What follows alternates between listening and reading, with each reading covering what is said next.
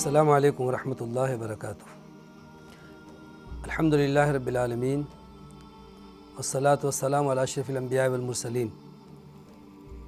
اعوذ باللہ من الشیطان الرجیم، رب اشرح لی صدری ویسر لی امری واحلل عقدۃ من لسانی یفقہوا قولی، رب زدنی علما۔ تفسیر کے سلسلے میں سورۃ البقرہ کا ہم آغاز کر رہے ہیں۔ ہماری اس تفسیر کا مقصد اساتذہ، معلمین اور بالخصوص والدین کو بچوں کی تربیت کے سلسلے میں کچھ باتیں بتلانا ہے۔ قرآن مجید کی تعلیم سے ہمیں کیا حاصل ہوتا ہے، ہم بچوں کی کس طرح تربیت کریں۔ جس طرح سورۃ البقرہ میں ہم نے ابو سعید خدری رضی اللہ عنہ کے واقعے سے یہ سبق حاصل کیا کہ بچوں کی کوئی بھی تکلیف ہو، سورۃ الفاتحہ پڑھ کے دم کریں، جس سے زہر بھی اتر سکتا ہے، تو کوئی بھی بیماری اس سے شفا مل سکتی ہے اور اس سے علاج ہو سکتا ہے۔ اسی طرح سورۃ البقرہ کا بھی ہم ایک اہم ترین علاج ہے جو سیکھیں گے، والدین کے لیے بڑا زبردست نسخہ ہے۔ اکثر گھروں میں یہ شکوہ ہوتا ہے کہ شاید کچھ اثرات ہیں، یا کسی نے جادو کر دیا ہے، یا نظر لگ گئی ہے، اور بچوں نے کھانا پینا چھوڑ دیا، بچوں نے پڑھنے میں دلچسپی لینا کم کر دی ہے۔ تو والدین جب پریشان ہوتے ہیں اور اس کے لیے علاج کے لیے کسی عامل یا عالم کو تلاش کرتے ہیں، تو کیوں نہ خود علاج کریں۔ ایک بہت ہی آسان سا نسخہ ہے بچوں کی ایسی تمام تکالیف سے علاج کے سلسلے میں، کہ رسول اللہ صلی اللہ علیہ وسلم نے ارشاد فرمایا کہ جس گھر میں سورۃ البقرہ پڑھی جائے، شیطان وہاں سے نکل جاتا ہے۔ سورۃ البقرہ کی تلاوت سے یہ تمام تکالیف، یہ تمام بیماریاں دور ہو سکتی ہیں۔ بیماری صرف جسمانی نہیں ہوتی، بلکہ زیادہ خطرناک بیماری روحانی ہوتی ہے، جس کا ہمیں کبھی کبھی ادراک اور علم بھی نہیں ہوتا۔ تو ان تمام بیماریوں کے لیے علاج ہے قرآن مجید اور بالخصوص سورۃ البقرہ۔ چونکہ سورۃ البقرہ بڑی عظیم اور سب سے بڑی سورت ہے قرآن مجید کی سورتوں میں سے۔ اس سورت کا شأن نزول یہ ہے کہ ہجرت کے بعد جب رسول اللہ صلی اللہ علیہ وسلم مدینہ منورہ تشریف لائے، تو مشرکین کی دشمنی تو اپنی جگہ پر نہ صرف قائم تھی بلکہ بڑھ گئی، اور یہودیوں نے بھی اپنی شرارتیں بڑھا دی تھیں۔ اس کے ساتھ ساتھ ایک تیسرا گروہ بھی وجود میں آیا، اور وہ یہودیوں میں سے وہ چالاک مکار لوگ تھے جنہوں نے بظاہر اسلام کا لبادہ اوڑھا اور مسلمانوں کی صفوں میں شامل ہو کر اسلام اور مسلمانوں کو نقصان پہنچانا چاہتے تھے، جن کو منافقین کہا گیا۔ تو اس موقع پر یہ سورۃ مبارکہ اور اس کی ابتدائی آیتیں نازل ہوئیں۔ اسی لیے ہم پڑھیں گے کہ سورۃ البقرہ کے شروع میں 3 گروہوں کا ذکر ہے، یعنی مسلمان جن کو اللہ تعالیٰ نے متقین کہا، جن کے اوصاف بیان کیے، کفار جن کا مختصراً اللہ نے یہاں پر ذکر کیا کہ ان کے دلوں پر مہر لگ گئی، وہ اب ایمان لانے والے نہیں ہیں۔ پھر تیسرے گروہ کا تفصیل کے ساتھ ذکر ہے، جو دعویٰ ایمان کا کرتے ہیں لیکن دلوں میں کفر چھپائے ہوئے ہیں۔ اس سورۃ مبارکہ کو بقرہ اس لیے کہا گیا کہ اس سورت میں گائے کا ایک واقعہ ہے۔ مدنی سورت کا معنی یہ ہے کہ ہجرت کے بعد نازل ہونے والی صورتیں، ہجرت سے پہلے جو صورتیں نازل ہوئیں ان کو مکی صورتیں کہا جاتا ہے۔ مکی صورتوں میں عقائد کا تذکرہ ہے، اور احکامات اور مسائل زیادہ تر مدنی صورتوں میں بیان ہوئے ہیں۔ نبی کریم صلی اللہ علیہ وسلم جب مدینہ منورہ تشریف لائے تو آپ نے سب سے پہلا جو کام کیا تھا وہ مسجد نبوی کی تعمیر کا کام تھا۔ دوسرا کام جو ہجرت کر کے آنے والے اپنے بے سر و سامانی کے باوجود ایمان بچا کر مدینہ پہنچے، ان کی آباد کاری تھی اور انصار کے ساتھ ان کا رشتہ اخوت قائم کرنا تھا۔ تیسرا کام رسول اللہ صلی اللہ علیہ وسلم نے یہ کیا کہ مشرکین کے قبائل اور یہودیوں سے تحفظ کے لیے مدینہ کی ریاست کا ایک جامع منصوبہ بنایا، جس کو میثاق مدینہ کہا جاتا ہے۔ یہ وہ اہم امور تھے جو مدینہ میں ابتدا میں مسائل پر رسول اللہ صلی اللہ علیہ وسلم نے خصوصی توجہ دی۔ تو یہ صورت مبارکہ ان مسائل پر بھی ہماری رہنمائی کرتی ہے۔ سب سے پہلے تو یہ دیکھیں کہ یہ صورت ان صورتوں میں سے، ان 29 صورتوں میں سے ایک ہے جس کے آغاز میں کچھ حروف بیان ہوئے ہیں جن کا جملہ یا کلام یا پوری عبارت نہیں بنتی، بلکہ الگ الگ حروف، جس طرح سے الف لام میم، حامیم، یاسین، طٰہٰ، یہ ایک راز ہے۔ اور قرآن مجید کا اعجاز اور مخالفین قرآن کے لیے یہ ایک طرح سے دعوت مبارزت اور چیلنج بھی، کہ اگر یہ کلام اللہ کا کلام نہیں ہے تو انہی حروف سے عربی میں تم بھی گفتگو کرتے ہو، تم بھی اس طرح کا کلام بنا کر لے آؤ۔ اگر نہیں بنا سکتے تو کم از کم ان حروف کا معنی، مطلب اور مقصد ہی سمجھ کر کے بتا دو۔ یہ بھی نہیں سمجھ سکتے تو پھر تسلیم کر لو کہ یہ اللہ کا کلام ہے۔ تو اس صورت کے شروع میں الف لام میم 3 حروف پر مشتمل حروف مقطعات ہیں۔ حروف تہجی کی تعداد 29 ہے اور 29 صورتوں کے شروع میں یہ حروف آئے ہیں، اور پھر ان کی ترتیب بھی انتہائی دلچسپ اور بڑی باریکی کے ساتھ ان کا تذکرہ ہوا ہے۔ یہ اللہ کی شان ہے کہ انسانی عقل دنگ رہ جاتی ہے کہ ان صورتوں کے شروع میں، 3 صورتوں کے شروع میں تو ایک ایک حرف آیا ہے، نون، صاد، قاف، اور اسی طرح سے 2 حروف پر مشتمل حامیم، یاسین، طٰہٰ، یہ 9 صورتوں کے شروع میں آئے ہیں۔ اور اسی طریقے سے جو 3 حروف پر مشتمل ہیں، الف لام میم، الف لام را، طٰ سین میم، اس طرح کے وہ 13 صورتوں کے شروع میں، اور 2 صورتوں کے شروع میں 4 حروف، یعنی الف لام میم را، الف لام میم صاد، اور 2 ہی صورتوں کے شروع میں 5 حروف پر مشتمل یہ حروف مقطعات ہیں، کاف، ہا یا عین صاد، اور حامیم، عین سین قاف۔ یہ جو تفصیل ہے، اس کے ساتھ ساتھ اور بہت سی باریکیاں مفسرین نے لکھی ہیں کہ قرآن مجید کے ان حروف میں، یعنی حروف مقطعات میں، وہ حروف شامل کیے گئے ہیں جن کا استعمال زیادہ ہے، یعنی تمام قسموں کے صفات اور تمام حروف میں آدھے حروف ان میں ذکر ہوئے ہیں۔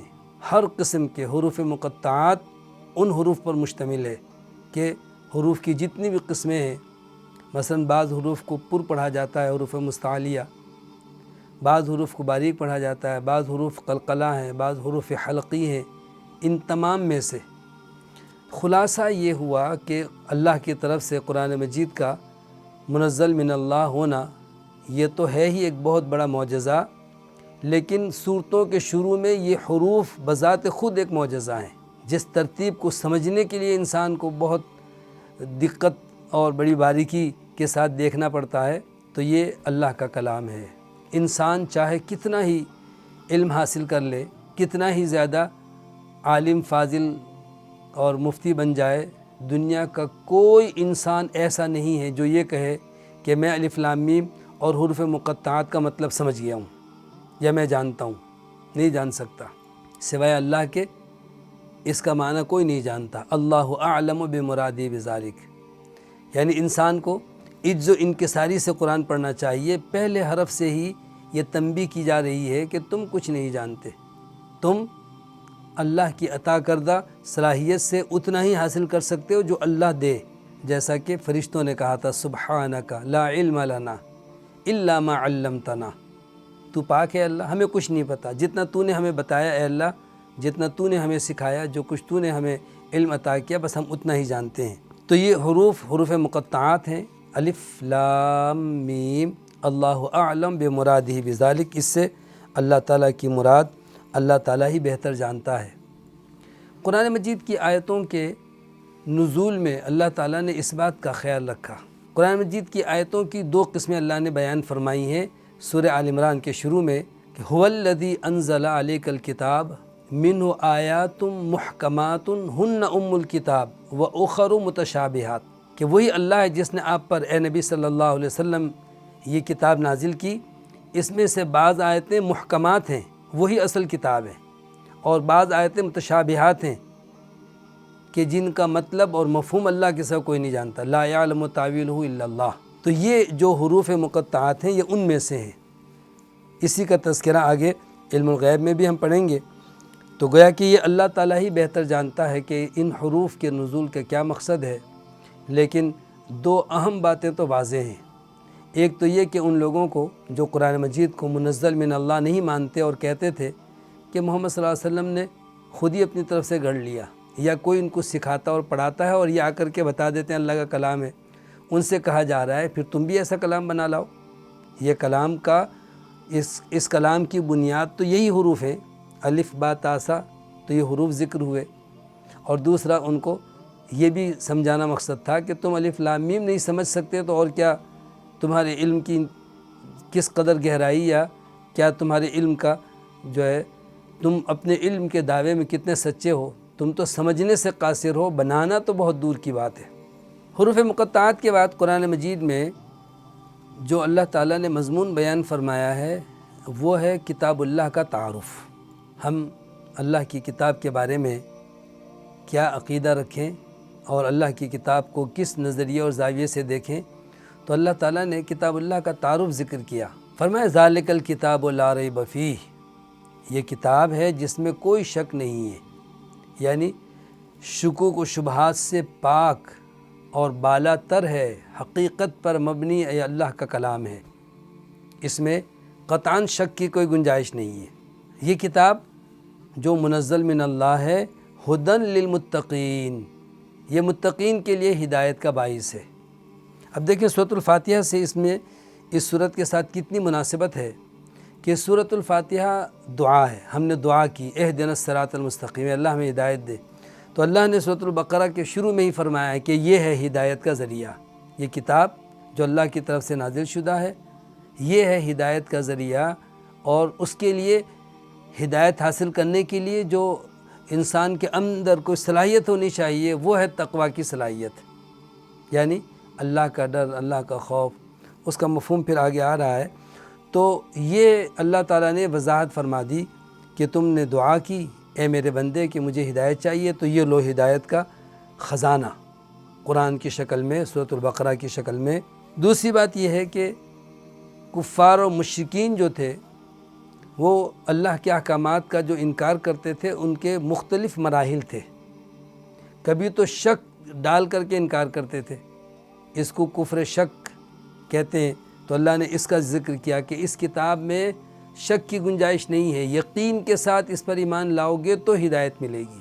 ہمیں اللہ کی کتاب پر پورا یقین رکھنا ہوگا کہ اللہ ہی کا یہ کلام ہے، اللہ نے جو لوح محفوظ سے آسمان اول پر اور آسمان اول سے جبرائیل کے ذریعے سے رسول اللہ صلی اللہ علیہ وسلم پر اتارا، اور پھر رسول اللہ صلی اللہ علیہ وسلم کے زبانی آپ کے کلام سے، آپ کے منہ سے اسے صحابہ نے زبانی بھی یاد کیا اور تحریر میں بھی لکھا، اور پھر جناب ابوبکر صدیق رضی اللہ تعالیٰ عنہ نے اپنے عہد خلافت میں زید بن ثابت رضی اللہ تعالیٰ عنہ کی اور ان کے ساتھ چند صحابہ کی ذمہ داری لگائی کہ ان صورتوں کو ایک کتابی شکل میں جمع کر دیا جائے۔ جو آج ہمارے پاس یہ اللہ کا کلام ہے، یہ حرف با حرف وہی ہے جو اللہ کی طرف سے رسول اللہ صلی اللہ علیہ وسلم پر نازل ہوا، نہ اس میں کوئی حرف کا اضافہ کیا گیا ہے اور نہ ہی کوئی حرف کی کمی ہے، اس میں قطعاً شک کی گنجائش نہیں ہے۔ جو کتاب اللہ میں شک کرے گا یقیناً ہدایت سے محروم ہوگا۔ ہدایت کا دار و مدار تو اس کتاب پر ہے، اور جب کتاب پر اس کا یقینی نہیں ہے تو اس کو ہدایت کہاں سے ملے گی؟ تو سب سے پہلی بات تو یہ ہو گئی۔ پھر کفر کی مختلف قسمیں ہیں۔ سب سے پہلے تو کفر جو شک کی بنیاد پر ہوتا ہے اس کا اللہ نے ذکر فرمایا۔ پھر دوسرا کفر ہے جو محض اعراض کر کے، یعنی منہ پھیر لیا، نہیں مانتے۔ پھر تیسرا کفر ہے کہ منہ پھیرنے کے ساتھ ساتھ کوئی تکبر کرتا ہے استکبار کی بنیاد پر، اس کی بھی تفصیل آگے آئے گی کہ تکبر کرنا رشد و ہدایت کے منافی ہے۔ اگر تمہیں ہدایت چاہیے تو پھر تکبر سے اعراض کرنا ہوگا۔ پھر کفر کی چوتھی قسم ہے بغض و عناد کی بنیاد پر مخالفت اور انکار کرنا۔ پانچویں قسم ہے کہ کفر تکذیب، یعنی جھٹلانا، میں نہیں مانتا، میں اس کو سچ نہیں سمجھتا، یہ کہہ دینے سے اور اس طرح سے رویہ رکھنے سے جو کفر صادر ہوتا ہے۔ اور کفر کی ایک قسم ہے جہالت، یعنی لا علمی کی بنیاد پر، جہالت کی بنیاد پر یہ سارے جو ہے کفر کی تمام قسمیں ظاہر ہوتی ہیں۔ تو اللہ رب العالمین نے ایمان کا ذکر فرمایا کہ تم ایمان اور یقین کے ساتھ اس کتاب کو پڑھو جس میں کوئی شک نہیں ہے۔ اساتذہ اور والدین اس پر توجہ دیں کہ کیا ہم اپنے بچوں کو اللہ کی کتاب کا یہ تعارف پیش کرتے ہیں؟ ہم نے کبھی ان کو اس طرح سے بتایا کہ یہ اللہ کی کتاب شک شبے سے بالاتر ہے اور یہ ہدایت کا سرچشمہ اور خزانہ ہے، اور اس کے حصول کے لیے ہمیں اللہ کا ڈر اور تقوی اختیار کرنے کی ضرورت ہے۔ پھر تقوی کی تعریف میں اللہ تعالیٰ نے اہل ایمان کی جو خوبیاں بیان کیں اس کو ہم آج سیکھیں گے اور سمجھیں گے۔ ہم دیکھیں کہ ہم ان میں سے کتنی خوبیوں کو اپنے اندر سموتے ہیں اور کتنی خوبیاں ایسی ہیں جو ابھی تک ہم حاصل نہیں کر سکے۔ اگر ان خوبیوں کو ہم نے اپنے اندر نہیں سمویا اور ان اوصاف کو ہم نے جمع نہیں کیا تو گویا کہ ہدایت حاصل کرنے کے ہم مستحق ہی نہیں ہیں، تو پوری ہدایت کیسے میسر آئے گی؟ ہدایت کے حصول کے لیے ابتدا میں ہی اللہ نے شرط بیان کر دی کہ ہدن للمتقین، یہ ہدایت اور رہنمائی کی کتاب ہے متقین کے لیے، غیر متقی اس سے ہدایت حاصل نہیں کر سکتا۔ یہاں ایک اہم اشکال ہے کہ ایک جگہ تو قرآن میں فرمایا ہدن للناس، تمام لوگوں کے لیے ہدایت، اور یہاں پر فرمایا ہدن للمتقین۔ تو اس مسئلے کو سمجھ لیجئے کہ قرآن رہنمائی تو سب کی کر رہا ہے، لیکن ہدایت حاصل کرنے والے وہ لوگ ہوں گے جن کے دلوں میں اللہ کا ڈر، خوف اور تقوی ہوگا۔ بالکل اسی طرح شاہ ولی اللہ محدث دہلوی رحمۃ اللہ علیہ فرماتے ہیں کہ سورج کی روشنی تمام انسانوں کے لیے، جب سورج نکلتا ہے تو اس کی روشنی عام ہے، کوئی کہے کہ سورج تو سب کو روشنی فراہم کرتا ہے، لیکن اگر کوئی یہ کہے کہ سورج کی روشنی ان لوگوں کے لیے ہے جن کی آنکھیں ہیں اور آنکھیں کھلی ہوئی ہیں، تو یہ بات بھی غلط نہیں ہے، اس لیے کہ جو آنکھوں سے محروم ہیں ان کے لیے سورج کے نکلنے سے روشنی ان تک نہیں پہنچتی، اس لیے کہ بینائی نہیں ہے، یا پھر آنکھیں بند کی ہوئی ہے یا سوئے ہوئے ہیں، تو جاگنا پڑے گا، آنکھیں کھولنی پڑیں گی اور شعور کے ساتھ قرآن کو پڑھنا پڑے گا تو قرآن سے ہدایت ملے گی، وگرنہ تو قرآن مجید کے ساتھ سرسری سا تعلق رکھتے ہیں یا محض آنکھیں بند کر کے قرآن کو یعنی سمجھے بغیر پڑھتے رہتے ہیں، تو پھر اس سے ہدایت میسر نہیں آتی، ہدایت نہیں ملتی۔ ہدایت کے لیے اسی طریقے سے جیسے سورج کی روشنی سے فائدہ اٹھانے کے لیے ہماری آنکھوں میں بھی روشنی ہونی چاہیے اور آنکھیں کھلی ہوئی ہوں اور ہم جاگ رہے ہوں، اور پھر ہم کوئی چیز دیکھنا چاہیں تو اس روشنی میں دیکھ لیں گے، ورنہ تو سورج کا کیا قصور؟ سورج نکلتا ہے اور چمگادڑ کو کچھ دکھائی نہیں دیتا۔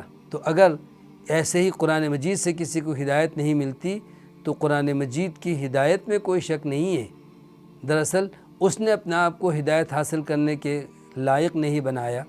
تو ہدی للمتقین سے ہمیں تقوی پرہیزگاری اختیار کرنے کی تلقین کی گئی ہے۔ تقوی کن لوگوں میں اور کون سی خوبیوں کے مالک متقین کہلاتے ہیں، اگلی نشست میں انشاءاللہ ہم ان خوبیوں کو پڑھیں گے۔ وآخر دعوانا ان الحمد للہ رب العالمین۔